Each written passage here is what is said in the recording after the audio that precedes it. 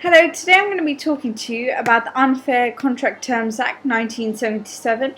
Now, I have a blog post on this and it turns out it's like 9 pages long, so this will be a pretty long video. But I want to talk about this act in relation to exemption clauses. Now, we've already looked at that this case law where it says you need to have doctrine of notice and but it's not an excuse that you're not able to read, things like that. And then how is the exemption clause interpreted in common law? You have the contra preferendum rule, which is that it's always interpreted against the person who's written it. This statute is not going against these principles. In some way, it just sort of solidifies these and writes them down and puts them in ink, but in other ways it adds to it. And wherever there's a contract which specifically matches the issues dealt with in this act will be used, because statutes always take precedence over case law in English, in the English legal system. So now let me try and get through this act as fast as I can. So let's start with the first question. Who can UCTA apply to? Well, there's a criteria of 3 things that is required. So before you set about trying to use this act, make sure the contract is business related. Now, this is stated in section 1.3. It must be to do with some kind of transaction which is business related. However, in Schedule 1, it's pretty clear that this cannot just be any business-related contract. For example, it cannot be regarding employment or intellectual property, as these are such specific areas governed by such vast majorities of law that UCTA cannot count for them. And the third is, it can only apply to English law contracts, not international contracts, and this is written in section 26.3. So once you have those established, you can say, yes, we're going to move on now to using UCTA. But before we do, when you have a situation, you need to see what kind of liability has arisen. Is it a liability caused by negligence, or is it a liability caused by breach? Now, what is the difference? A liability caused by negligence is where a party, they fall short of the obligation. So they've tried to complete it, but there's something they've left somewhere that's led to a bigger injury or death. So if we look at Ollie and Marlborough, the hotel receptionist, she left the hotel room key lying out. So in the contract, some hotel guests paid the hotel provided the room and the service. That's all fine, but they fell short of their obligations in looking after the room and, therefore the implied duty of care. So that was a negligence case, and this is discussed in section 2 of the UCTA Act.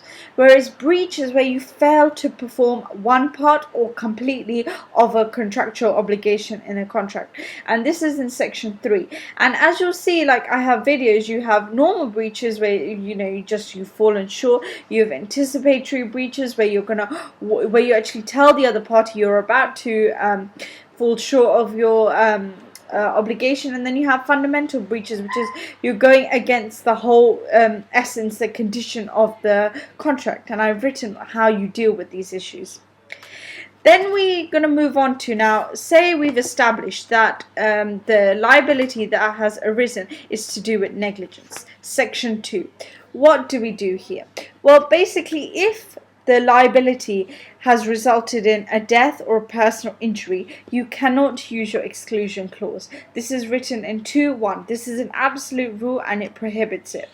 Because you'll see with UCTA, what they tend to do is they either are trying to prohibit certain exemption clauses, or if they allow you to do it, they do it on the basis of a reasonability test, which we'll come to, and that will determine whether you can have it or not. But however, when it comes to death and personal injury, you cannot exclude your liability from it. You can, however, limit your damage to somebody else's property. That you can do, and that's under section 2.2. So what about liabilities that arise from breaching the contract? What happens here? Well, in order to limit this liability, you have to pass the reasonability test, and the reasonability test you'll see is in section 11. Now, this is written in section 3.2a, and in 3.2a II, it's pretty clear because there's a little caveat to it. It says You can't limit your liability, however, when it comes to breach if the clause is written in disguise. And this kind of pulls through all the case law in this matter, that, there must be notice. Like if you look at Thornton and Shoe Lane parking, I think, where he goes into the car park and only afterwards it says on the ticket, after he's entered into it, that actually subject to terms and conditions, go to front desk, which means that any injury that takes place, we take no liability. Anyway, that wouldn't be possible here, because we just said when it comes to negligence and personal death, you can't exclude it under 2.1. The second thing is under section 3(2)(a)(ii), you cannot limit your liability where only a part or none of your duty is fulfilled. You can't do that. You have to at least have done some of it, otherwise it will be dealt with the other breach clause, breach remedies.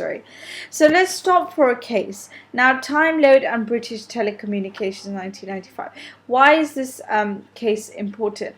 Well, essentially they were talking about under section 3(2)(ii), which is basically talking about that you can't limit if it's under disguise. So if we go into this a bit further, Time Lode had purchased a telephone number from BT, and BT held that they could remove the contract if they had 1 month's advance notice.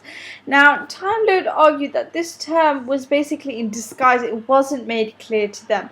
And the court said, yeah, if it's not made clear to you, under section 3(2)(ii), it's unfair and therefore it's unenforceable. So this is just kind of a 2-second more like extension of what I'm talking about when I mean there has to be enough notice. You can't just fraudulently bring someone into a contract and then say, actually, we had this term and we're now going to limit our liability to it even though we've broken it.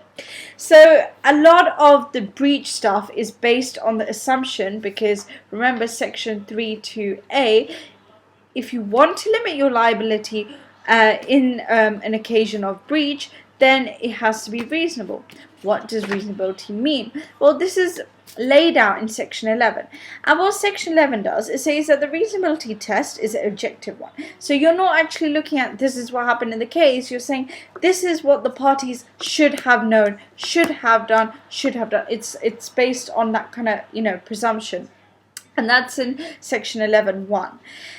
And it gives the courts the ability to dismiss the clause and strike it out under section 11.2 if they find it to be unreasonable. So it's a powerful test.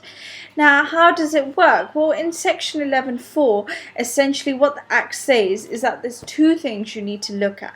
And one is you need to look at the proportion of the parties' resources and bargaining power, and 2 is how much could they be able to cover via insurance the liability that has occurred.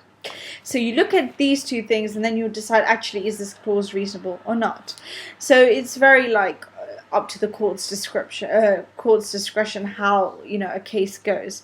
The burden of proof to say it's reasonable, it lies with the person who wrote it. Remember, this is a pro-consumer clause, so when businesses are imposing that refund policy is 28 days, it's up to the businesses to prove that it's reasonable. It's not up to the consumers. So this is all found in section 11, and the key points are section 11.1, 2, 4, 5. 1 and 2 is basically its objective test, and that courts have the power to dismiss a clause. And 4 or 5 is talking about that you look at the proportion, whether they had insurance, and the burden of proof. And so it's talking about the real mechanisms of sorting out ACTA-based issues where you're looking at, is this clause reasonable or not. However, this is very limited, and so where you can find more specific guidance on how to deal with reasonability is actually in Schedule 2. Now, Schedule 2 has just like an ABC down to F, and it's like essentially asking questions is what it's doing. And what it's doing, for example, in Schedule 2A, they're having a look at, you have to consider, it tells the courts, consider the bargaining power that each party has. Are they on equal playing field, or is it like, a monopoly like Eon, or, like one of these energy companies versus a poor, aged pensioner who, what is the situation? look at how competitive the market is, because the more competitive it is, the like you can compare the clauses to see how reasonable it is. Also, just generally looking at how because if it's a monopoly, a more less consumer pro market structure, then the courts are going to be more, again, supportive towards the consumer. And C, they say, was there an incentive for pushing the consumer or business to enter the contract? Because if you had put like, oh, if you enter a contract, we give you a free lollipop or something like that, then you might say, well, this is a bit manipulative. That could be consideration. Da da da da da. D is how aware was the consumer of the clause? So again, we're looking at the doctrine of notice. We're bringing that back in, which we looked at with the time load, and we looked at with the other parts of the Act. E is it a reasonable condition? So like actually consider, because just logically, is it reasonable? Because sometimes you might have a clause that as soon as you buy this, if you do not within 2 hours do X, then we will make a claim against you. Is that reasonable? No. And also look at the industry standards. That ties in with B, which is look at the industry standards. And then F is bespoke products, because if you're making a bespoke product, then the courts are going to be more friendly towards you as a business, because you're not doing mass production, and you're not just imposing your standard form contracts. It's probably that you've had a discussion and you have more of a relationship with the consumer. But then okay, before I move on, let's talk about these reasons. So we looked at reasonability test in section 11 and schedule 2. How do we apply reasonability?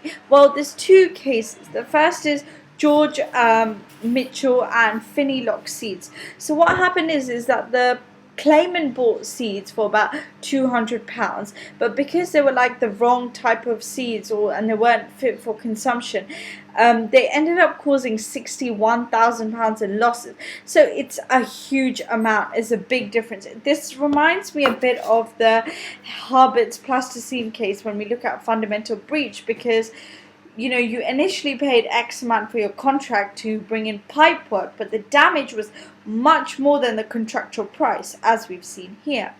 So then what happened is that there was a limited liability clause to the contractual price, the same in Harbert's plasticine, but the court said you cannot use this limited liability clause because they considered the factors stated in section 11 and schedule 2, and what they schedule 2, is it?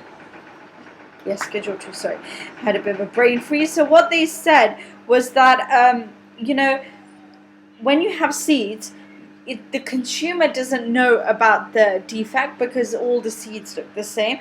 Only the defendants would have had, the ability to know about this, and also they weren't be able to insure themselves at a small cost. Because it's seeds and farming, the insurance isn't that low, and also how would they have known about the defect? And so basically they said you can't use this limited liability clause. In Smith and Eric Bush 1989, a similar thing. Basically, the claimant paid for valuation of his house in order to get a mortgage. The defendant, the surveyor, was negligent as he failed to do so, and he ended up giving the wrong amount for mortgage purposes. Now, the House of Lords, the key thing here was it looked at 4 questions which are all stated basically in Schedule 2 and Section 11. Is that, do the parties have equal bargaining power?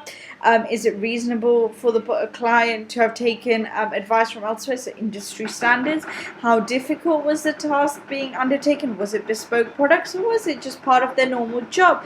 And what practical consequences of conducting the reasonability test were they?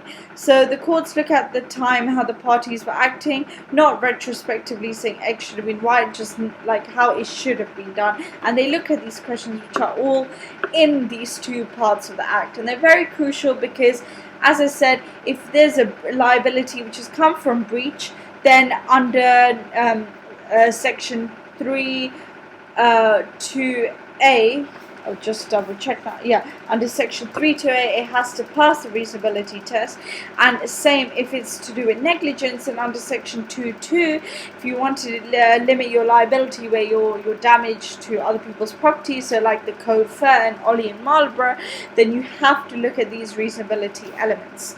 Now the second, that's only half the act I've looked at in this video, and already it's so long, I'm really sorry about this. Now the second crucial thing about this act is having a look at contracts relating to goods that are included in the Sale of Goods Act and the goods that aren't. So those that are covered in section 6, and basically what they say is that you're prohibited from excluding or limited your liability where there's implied terms as stated in the Sale of Goods Act. So for example, there's an implied duty that you will provide the good and it will be from a good title, i.e. it won't be stolen or something like that. So that's in section 1.2, and that's protected because there's contractual terms issue as well. It's protected in ACTA. And in section 6.2 it says sale by description, you can't exclude that. That would be an unfair contract term. Like for example, if you say you're going to sell a glass vase and you end up giving plastic, you're given the wrong description, that's fraud, that's unfair terms. So under ACTA that would definitely not be allowed, it's prohibited. And businesses can have exemption clauses applied to them, unlike consumers. But again, this needs to have the reasonability test, so we have to go to section 11 and schedule 2, and this is in section 6.3 of the ACTA Act. Now the issue here is who is a consumer, because a lot of the parts of this act are mainly applying to consumers. This is defined in section 12.